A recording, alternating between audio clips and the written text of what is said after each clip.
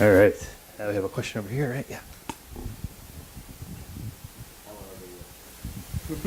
And when you ask a question, if you have someone specifically you'd like to, point to, first of all, just let them know. Yeah, my question is for Sarah. You didn't speak too much about how you got involved with being an acid chemist. And in high school. oh, well. And then I have another question, if you would humor us with talking a little bit about the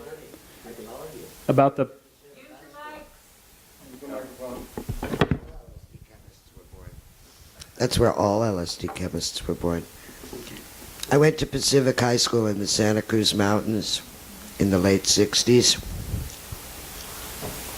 And I guess by default, being that close to Palo Alto and down the street from the Merry Pranksters, it was a no-brainer because I was smart.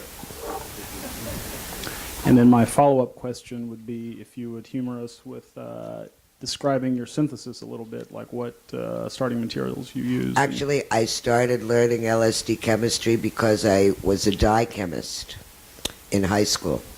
This is really true. I did lots of research on natural dyes and plant dyes and metal dyes, and so I was very good at chemistry. And I was very good at measuring. I'm a lousy cook, though. I'll say that. I mean, like, for food. I'm not real good at cooking for the family kind of thing. But I was really a good dye chemist. And the next progression at my age and my eco-environment at the time was to become an LSD chemist. So I learned in high school. Thank you. I have a quick question before everyone else goes. I know that I'm over here, sorry. There's some conversation earlier about, I know Sarah was saying that that LSD is kind of a North American thing, and there are other things. I know you work with mushrooms in your tradition, and there's other traditions that work with other things. I'm curious, we hear a lot about sort of personalities of the plants or the guides that are within the plants. Maybe for everyone on the panel here, what would you say the personality of LSD is in relationship to both the North American approach and also in general compared to like plant medicines, perhaps? Hello. That works? Is it okay? I think that LSD is a very neutral, synthetic, quasi-synthetic kind of relationship that I've had with it, where it will go wherever I want it to go, and it's steerable, and it has less heart than the plant spirits for me. It's brilliant for imagination and for traveling to places efficiently that you might not get any other way. But I'd like to note that we are our own tradition. We are the psychedelic tradition, and we have our own lineage, and we're a very young tradition. But we have had access to DMT, mushrooms, LSD, MDMA, the Schedule C drugs. We've had access to more drugs than any shaman that's ever been on the planet. And no place to start from except for your teenage buddies and stuff. So when I was growing up in Shreveport, Louisiana, in a suburb, and I could see these hippies and flower children were making beauty in California, that was incredibly important, not just for me, but for millions of people. So I don't think our job is to try to pick up and mimic the lineages, that the ancient lineages that have taught us so much. It's our obligation to come to this postmodern banquet with whatever we can bring to it from having walked this very strange path that we've all been on without elders, without teachers, without traditions, without even a single ecology that we can exist in and refer to the oak tree and the river. We've had to do it in very chaotic circumstances, and I'm very proud of the people that I know in this movement. And I also wanted to make a note, I don't go to any conferences anymore where there's not at least as many women as there are men.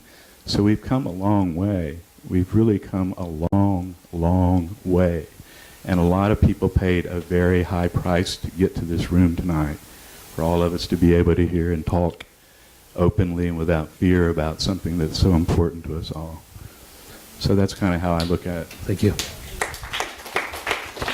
Jesse, Magenta, Sarah, Mark, anyone else? defer to Ken on that. Very nice. Yeah.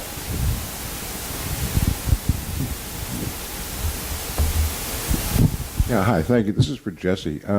You're talking about regarding the waves of psychedelic consciousness and whether or not we're in the third one. Does Burning Man and Bonnaroo and festivals like that, which, while I've never attended any of them, from what I hear are like, you should. I know, yeah, I don't do that as much anymore. Are prodigious amounts of drugs are used at these things. I was wondering if this fit into the wave thing at all. And Ken, who's Charlotte Pinkerton? What? Charlotte Pinkerton seems to be the credit on all those pictures.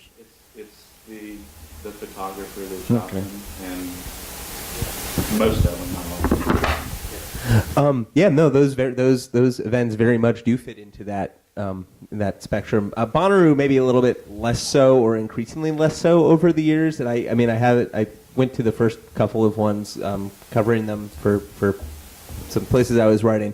But Bonnaroo seems like it's moved kind of more into sort of mainstream pop direction, which isn't to say that psychedelics aren't extremely present there, but I feel like it's not the same emphasis as it is at some place like Burning Man or I guess more specifically psychedelic-oriented bands like Fish, or kind of sort of these more sort of niche local festivals. But it's a huge part of that, and there's been this whole really fertile kind of post-Burning Man scene that's the same way that the Deadheads kind of wanted things to do during the times when the Dead weren't touring. There's kind of been this whole emergence of stuff to do when the man's not burning, and private parties, all kinds of stuff. So it's very, very much feeding into that. Mark, a quick question. I'm up here in the middle. Your photographs are mesmerizing, and just wondering if they have been published, or will they be published in a book or any other form where we can find them?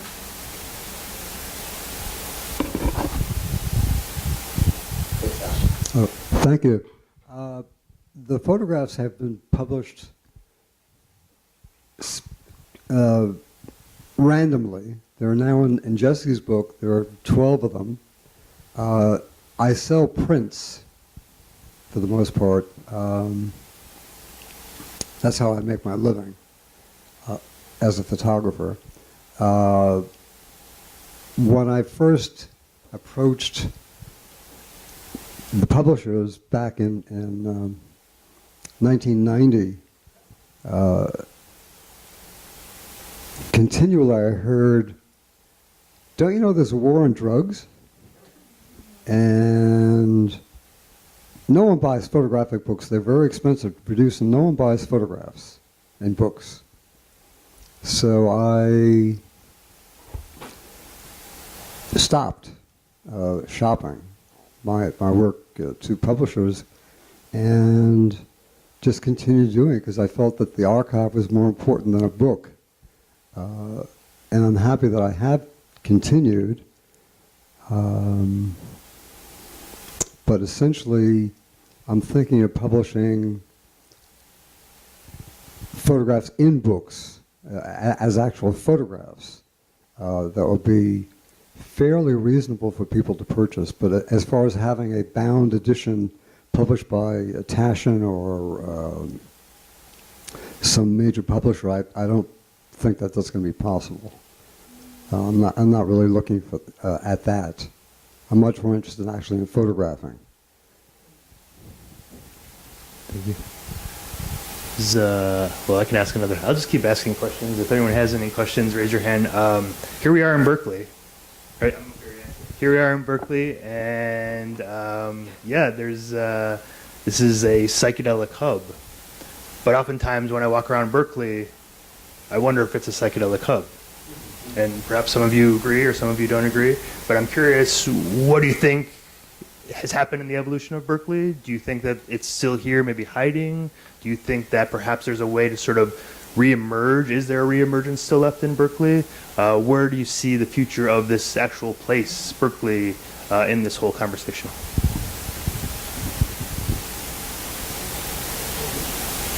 Does a local want to take this one? like any large base university town in America, in North America, it's a huge hub and center for psychoactive research. Berkeley has evolved tremendously in the, we'll say, 40 years that I've known Berkeley. Tremendously.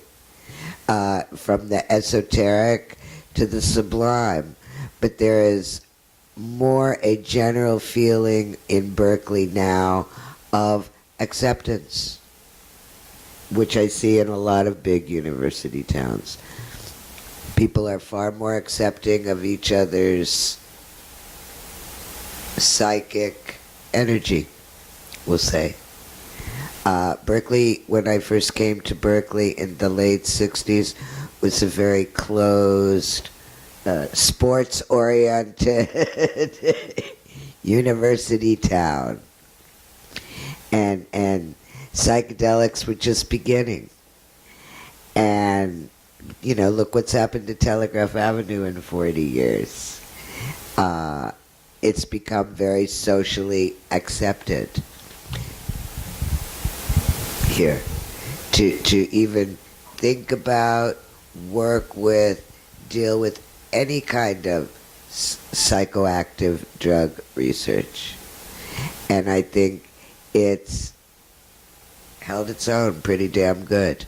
I think culturally it's greatly affected everybody in the Bay Area out of Berkeley. You know, just by being a university intellectual hub center of it all. It has grown, it has mushroomed, it has children and grandchildren now. You know, the whole movement and the ideology that there is a place to be to do that.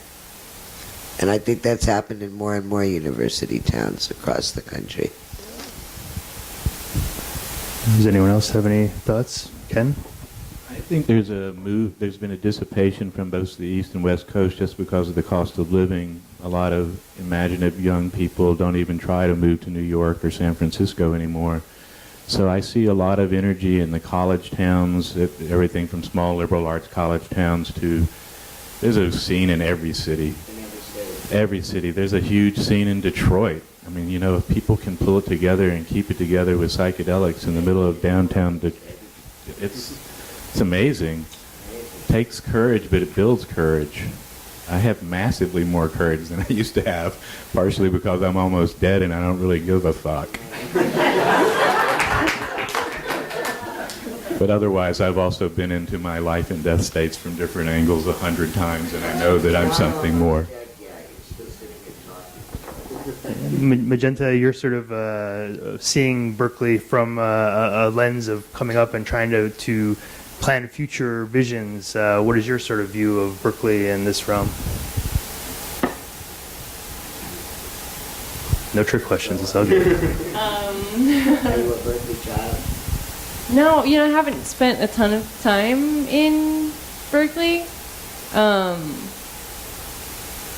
Mostly lived in North Oakland when I was over in the East Bay, and then up in the Oakland Hills.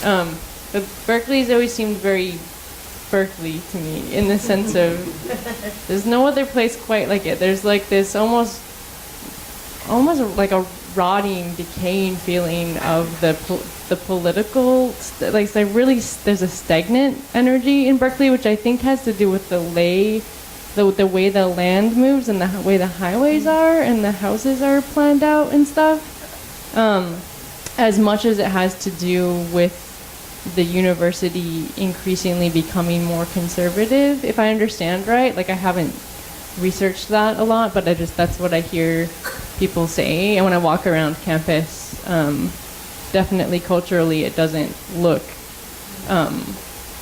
hippie to me at all. It never did. It's expensive to go to college here.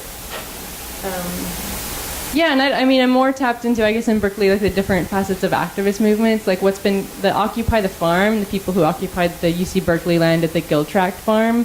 Like, someone made a film about it and about like occupying a piece of land that would be made, like Whole Foods was going to buy the lot, and now I think Sprouts or some other grocery store is actually going to do it. But for years, they were able to occupy the land with a public demonstration farm and teach people about permaculture and civil disobedience, and it went on for a long time. So there's, continually kind of really front-running activist actions and vocal people and researchers here working. And a lot in this area. There's so many people in the Bay Area, in Berkeley in particular, who are working internationally and networking internationally and problem solving. And I think, the psychedelics being in that milieu, like LBL and the science, I run into a lot of interesting science people from Berkeley. And that cross-pollination with culture it's still a fomenting intersection of extremes and depth and intellect, but applied with a social conscience. That there's just a depth and history to that in Berkeley that still is very much alive. And to this interesting, I'm just going to sit on the panel for a second. Hey, everybody, I'm in the panel. I'm Sim, me, it's Larry again. But I think sometimes you hear people talk about activism and psychedelics aren't often, like if someone's doing psychedelics or not, people in the activist circles are like, oh, they're doing psychedelics. And none of my friends who are activists, hard activists, are really doing, but it feels like maybe you're saying here, there's this sort of feeding of the activism through some of these other realms.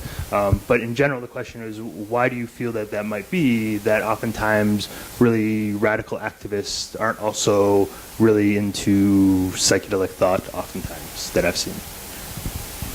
Maybe I'm totally wrong about this, and you can tell me that too. It's been an argument since the 60s, and I've been on both sides of it. I was a draft resistor, and I was a stoner acid head. I've always been an activist, and I've always been psychedelic since I was late teenagers, actually. I was a kind of a late bloomer. I didn't start till around 18. So I think it's been made a lot of because a lot of the extreme left, the radical Marxists at the time, felt we were fading away into free love puddles of, wine and pleasure. And on the other hand, I think the Grateful Dead scene felt that a lot of the more serious left-wingers were pretty graceless and ardent and contrarian and always just trying to make things, describe things in very bad terms rather than just floating downstream and getting off on your karma for the afternoon. So I don't think it's it seems to me that the vast middle range of psychedelic users are almost all activists of some sort. At least they're all participating in their lives with some vigor and energy. So I think that's where it is for now. Jesse? Yeah, part of psychedelics in the United States fairly universally since the 60s is this sort of utopian notion of dropping out and sort of turning your, the Ken Kesey line is turn your back and say fuck it and create a new utopia, create something that's better, that's different.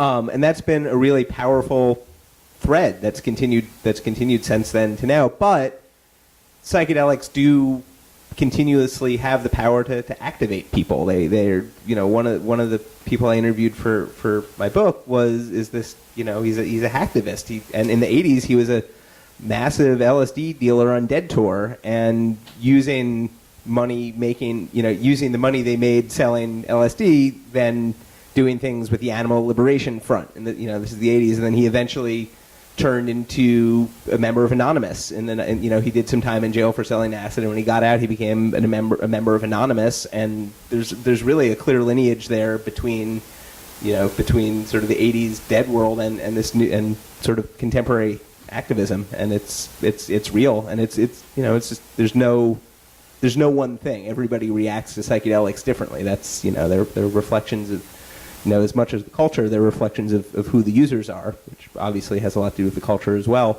But, I don't think it's ever going to be one or the other thing.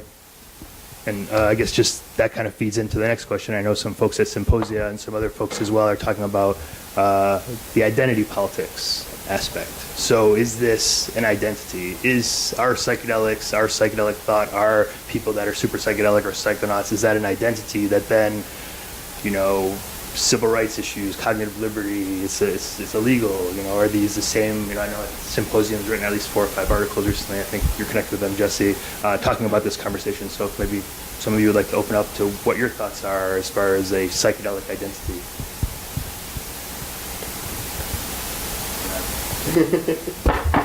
I like to talk. I just read a story on this subject about the Harvard program to create a psychedelic studies curriculum, and I read a critique of it from the point of view of a lesbian, gay, gender fluid perspective, and how there was no honest comparison between being in a psychedelic identity as compared to being a gay person, for instance, and that gay people face horrifying physical threats to their being, like we've just seen in Orlando. It's incredibly tragic.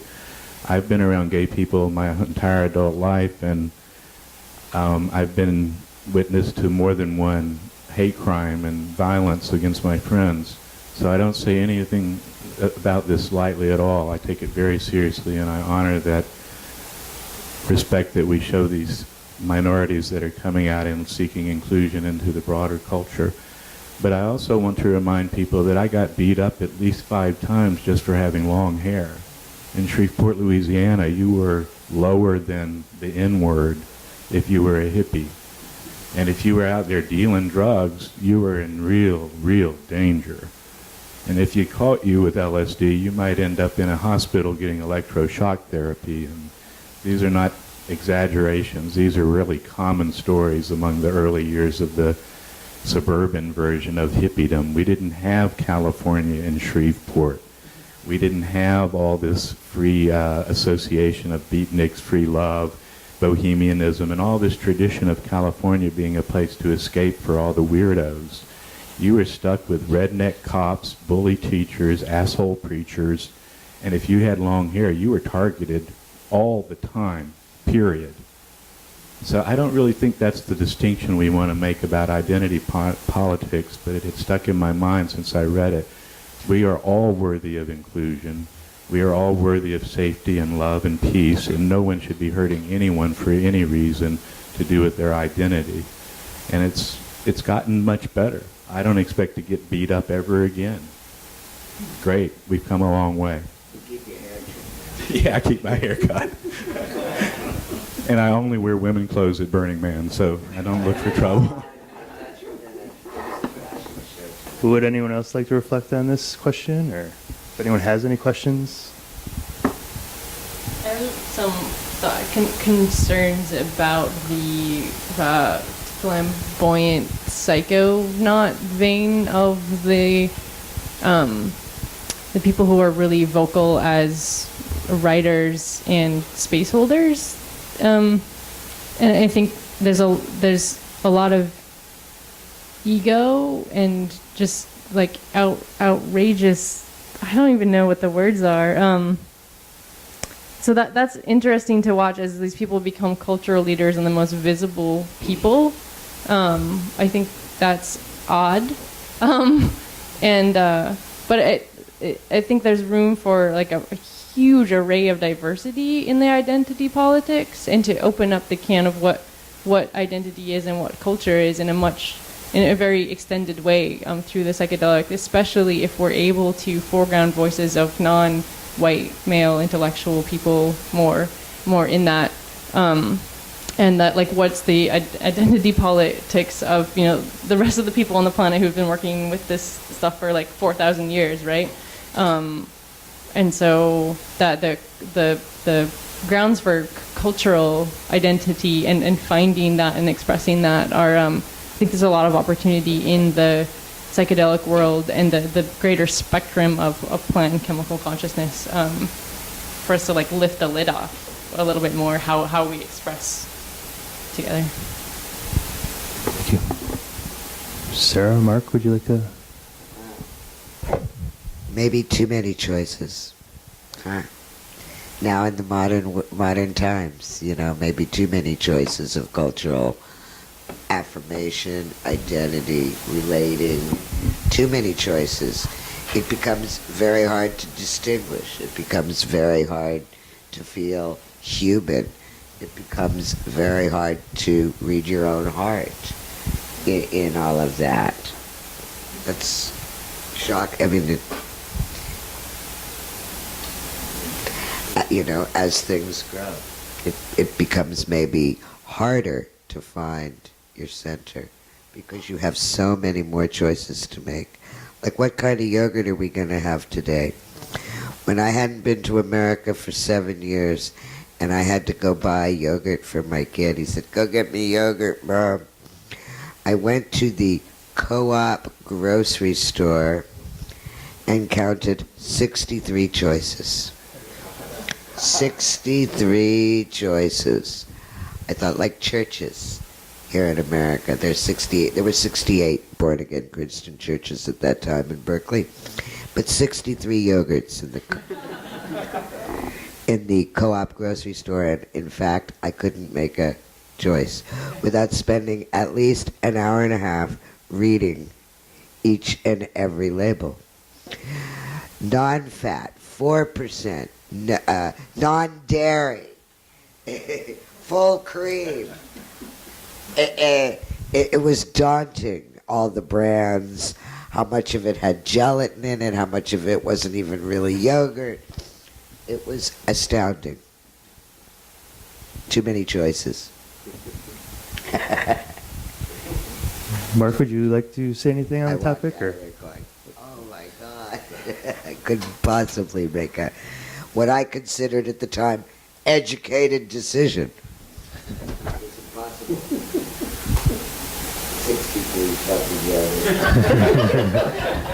63 Mark, would you like to tag in on this conversation, or we could move on to another question if you like?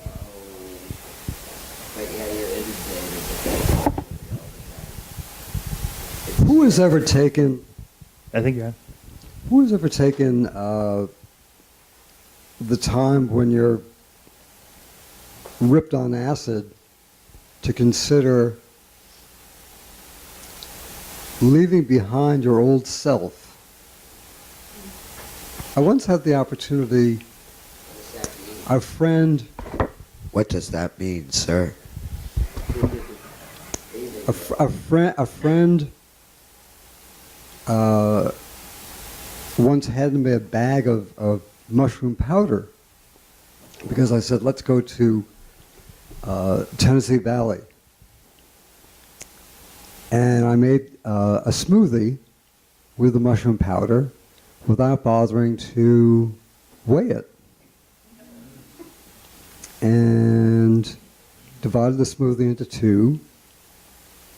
And we went to Tennessee Valley. I was living in Oakland at the time, in a loft. And we had a ceremony, and we imbibed the psychoactive smoothie. And perhaps an hour later, I found myself pacing back and forth, back and forth, back and forth, in some area of Tennessee Valley that I had no idea where I was. And it was like on a Macintosh computer there's a menu bar, and the cursor kept going up to the menu bar, exit now, exit now, exit now. And I realized how impossible it was for myself to will myself to die. To just exit. It's not possible. It was not possible. So I've had this many, many times where I'll go into a teepee with a Native American church and shed, and shed, and shed, and ultimately come back lighter, but essentially the same. So I have no answers. I know I have many, many questions.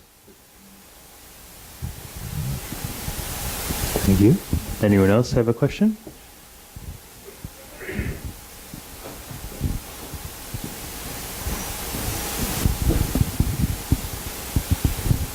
Hi. So I keep thinking about the comment Sarah made earlier about it's too bad that so much of the North American psychedelic culture is grounded in intellectualism, or I don't know if grounded is the right word, but but it's a very astute observation, and over the tens of minutes since you said it, I've let it settle in, and I realized, of course, I came to Berkeley for graduate school precisely so I could pursue hardcore studies and see 30 Dead shows a year at the same time, and it was definitely the way to do it, and it only cost $700 a quarter back then, which is certainly not true today. But the question is going to come after this statement.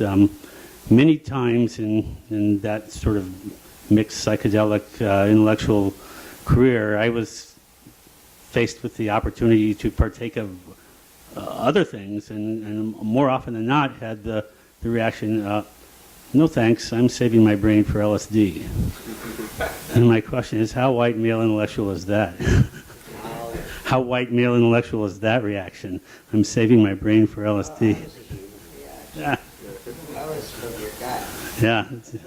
And it's because, that was the culture I understood, and the other ones I didn't have any reference points for. But I appreciate the additional perspective you gave me on that today. Thank you.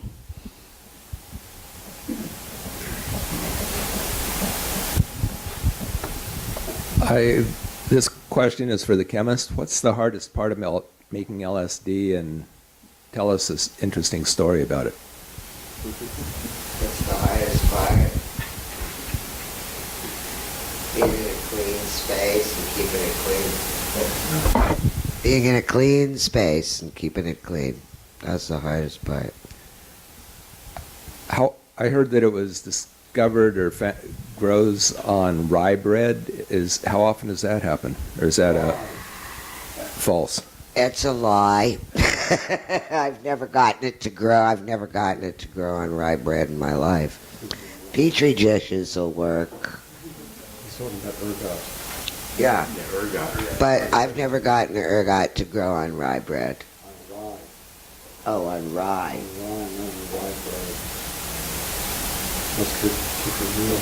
Right. Okay. Okay, I'll go with that. Mold. It's a mold. So how do you keep from breathing it, and dust, and cleanliness? Back to cleanliness. How do you work in a clean environment where you're not going to completely infect yourself and everybody around you unconsciously? How do you keep a conscious thought about what you're doing? That's the hardest part. To not get fucked up while you work. That's the other hardest part. Did that happen? It can't not happen. Back to, once you have your crystal and you want to dose it out, most people then mixed it with alcohol, which dissipates in the air and you're breathing it. So no matter what, the hardest part is to keep from dosing yourself too much. Either by choice or by definite, I have to really watch it now. I mean, I wear gloves. I was one of the only people I knew at the time who wore gloves. People thought I was crazy. You're wearing gloves? You're wearing medical gloves? You have to remember, this was like in the early 80s. Nobody did that. Everybody thought, I can handle it. And maybe a lot of people really could, but I had a master's degree that I was working on. I had children to raise and a mother to take care of. So it was really important for me to not get too fucked up. Well, if this is a mold, where do you find it in nature? It grows on ergot as a mold, and Okay, actually, it can grow on a variety of grains, not just rye. It could. Where is it found in nature? All over the place. Where was penicillin found? Did you ever think of that? It's a mold. Do you understand? You don't understand that, huh? Sort of like molds and fungi can find a variety of ecostructures that will work for them, their lifespan specifically. It'll grow on corn. As a matter of fact, it turns orange, almost like psychedelic orange when it grows on corn. Ergot, yeah, it does. It does grow on corn. You can get it to grow on corn. And it turns a psychedelic orange color when it's matriculating, when it's reproducing. Well, how would you identify that from some other orange parasite or fungus? In a laboratory. You'd have to have a microscope to identify it specifically. Can't use Did- fluorescent light or black light or... No, I certainly didn't.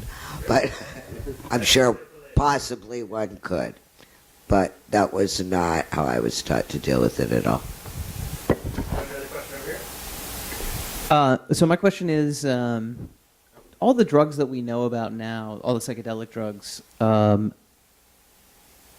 fall into known categories. So you've got like tryptamines, opioids.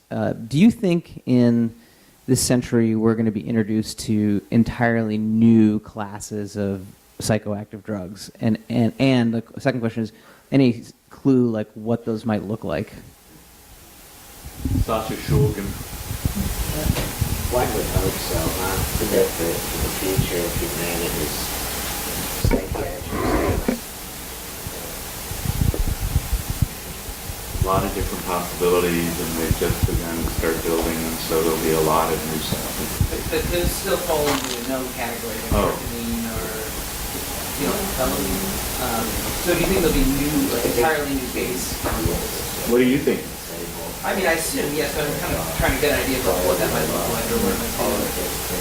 I mean, I have no specifics, but it's the future. Anything can happen.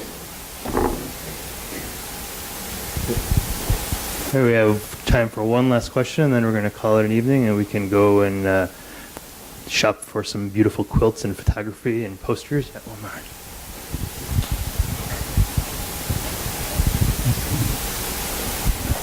Thanks. Fantastic evening, guys. It was really awesome. My question is kind of to the panel, also to the audience. It is definitely true that here in the Bay Area, not just Berkeley, there is a lot of awareness of psychedelics. I went to another session from a John Hopkins guy at CIS the other day. Awesome stuff.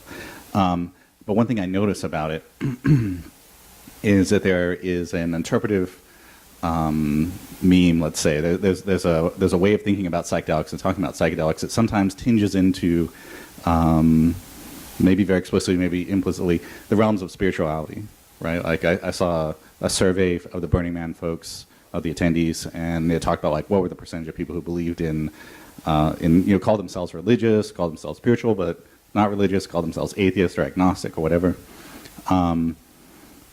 A lot of the stories that seem to come in explaining and reintegrating psychedelic experiences are those that are framed in a spiritual lens or a religious lens.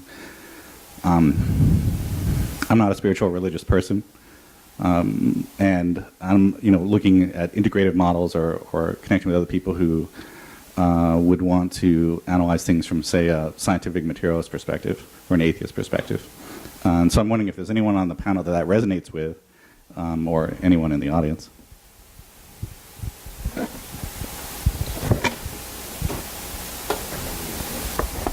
Identify as an atheist animist. I think human beings have been soul-searching those questions for thousands and thousands and thousands of years. The reality of human existence is we're going to end. We're all going to die someday. We're not here forever. None of us are here forever. Some of us are here for a minute. Some of us are here for, 50 years or more. You're doing pretty good over there. I don't think you're...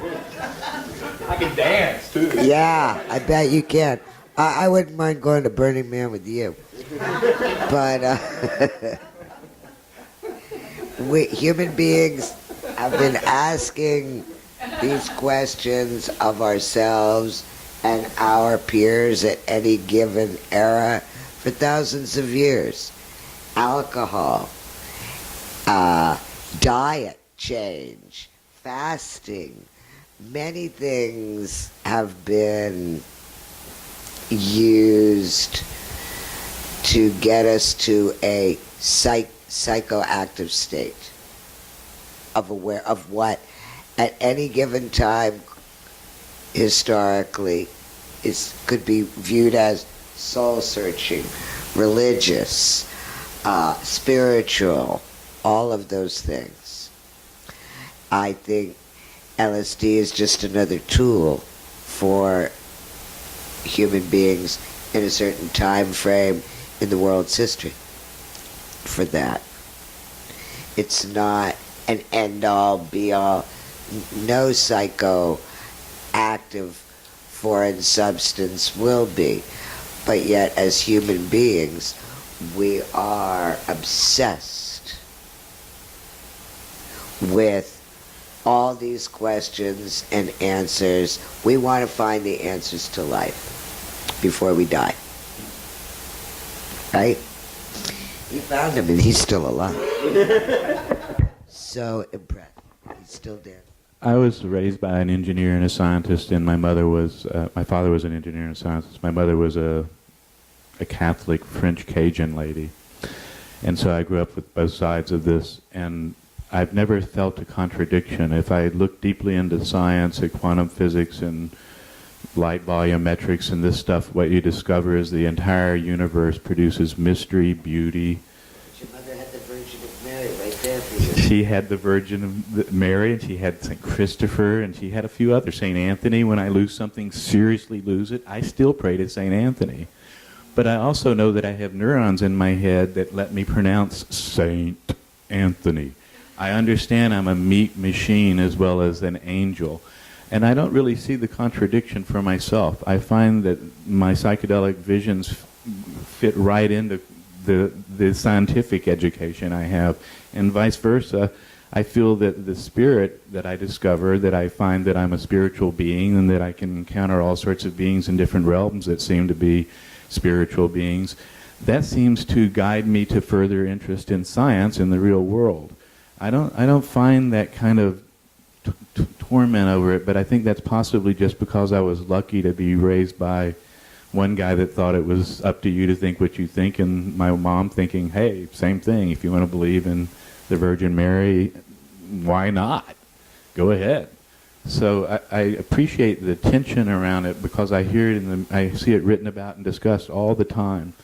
But in myself, I really think if you use science to understand the world, you discover beauty and mystery. That's what it generates. And that's what you discover with psychedelics as well.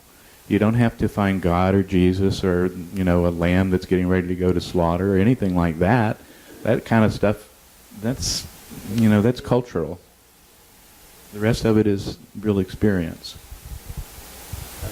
And I guess, my predominant psychedelic experience as somebody who's, basically identifies as a skeptical atheist is that at the deepest level, I don't see a whole lot of difference between science and spirituality. To me, it's sort of, drilling down, it's sort of questioning the same things and examining the same things, and it's just sort of a different language for expressing the same things. And to me, psychedelics are sort of a tool for kind of looking at that language and sort of using that as a way to inquire. Thank you, everybody. Have a big round of applause for the panel here. Thank you, everyone, for coming. A beautiful evening tonight.